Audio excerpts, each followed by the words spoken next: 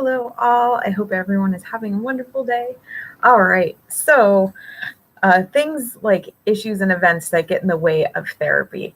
So, life events can get in the way of therapy, and there are like plenty of books written on this. It's amazing. Like you can have a resistant client. Just one moment here. You can have a resistant client and just end up like not real, like there doesn't need to be an excuse. And so there's always some reason why like a client won't show up. So life events, I mean, this could include car breaking down or someone in the family gets married. Uh, let's see, what else has happened? Oh, job loss. Sometimes that means a change in insurance or no insurance, and so that person has to self-pay. That can be a big issue. Um, all sorts of little things.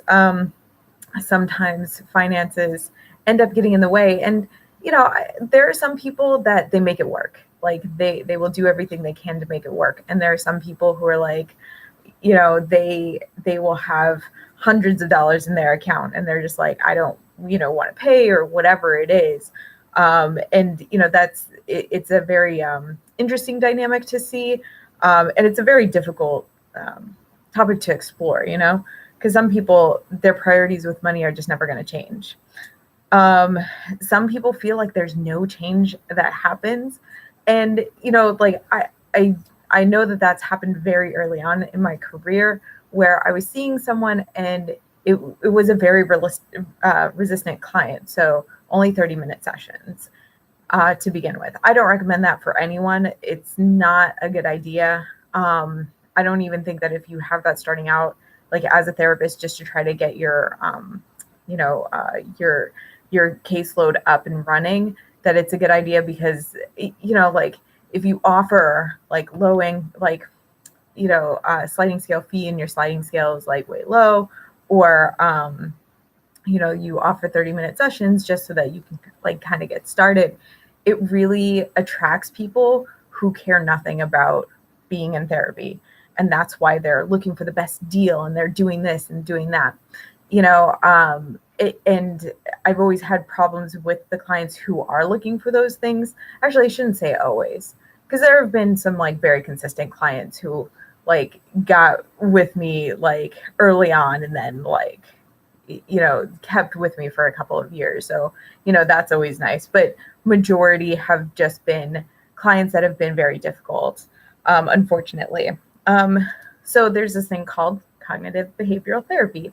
And in cognitive behavioral therapy, you learn about different types of thoughts and how they stop you from like being who you want to be. And so, like a lot of what happens as a resistant client end up being CBT issues. Like, they don't want to change. They don't want to work on it. They know it won't help.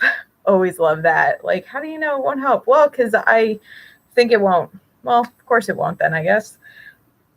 And they don't want to like take responsibility, so they end up blaming their therapist for being a crap therapist and all of this other stuff. And I had a client, and I was like, oh, I can't believe your previous therapist like canceled on the day.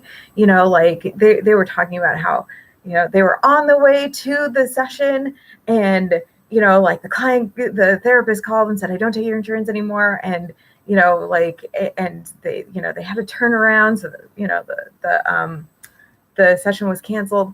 And then I worked with them for quite some time, and then I was like, oh, I can kind of see why this therapist kind of did that to you. And it was just the inconsistency of that person attending. It was like, oh, like I'll do every other week. It ended up being once a month, if that. And like, it was kind of this like control issue thing that was really unfortunate, because I think that if the person had stayed in therapy and been very consistent, that like we could have worked through that. But like, okay, like I prepared for the session and I'm ready, and I'm just sitting there, and they're just paying no show fees and it's fine, and I'm just like, what? Like, this isn't how therapy works. Like I'm here, I'm prepared, and I don't know if this client is showing up. I think now that if I was faced with that opportunity or faced with a client like that, I'd probably discharge pretty quickly, just because it is very frustrating to sit in the office and wait for a client and then have them just kind of be like, meh, and like really not interested in therapy. And, therapists are told you meet the client where they are. Well, like, how am I supposed to meet a client who's not here? And it's the biggest frustration of, well, not the biggest frustration, but one of the frustrations of being in private practice, because this is like, you have to rely on this. You have to get like, you want to be a really awesome person. You want to be a nice person, and you want to be like, oh, I don't want to really charge anything for your late fee. But no, like you have to eventually just be like, no, you owe for all the times that I was waiting in the office and you couldn't be bothered to call me and cancel, or couldn't be bothered to show up, and that's, it's almost like you end up being like, almost not like a mom, because you're like, come on.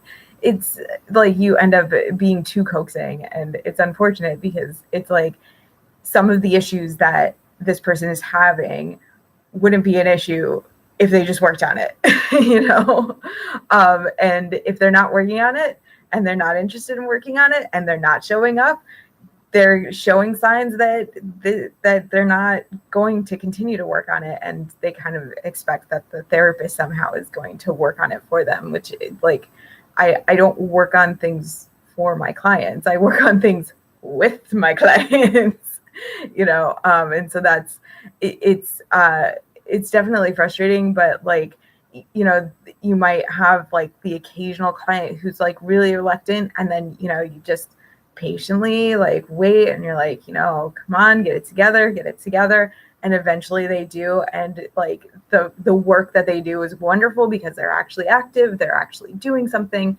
they want to be there. And it's very refreshing.